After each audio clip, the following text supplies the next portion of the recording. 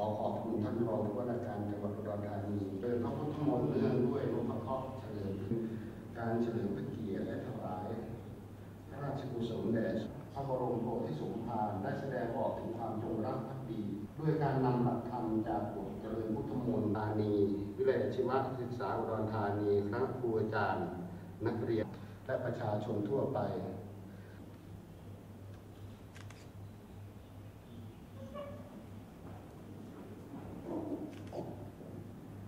พระเจ้านายกอบเกียรติการชนะรองกรทั้งหลาย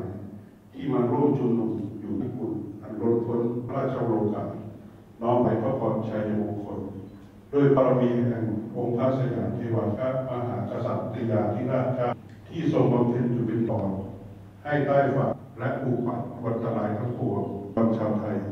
ตากีฬาจุดเทียนชัยมหามงคล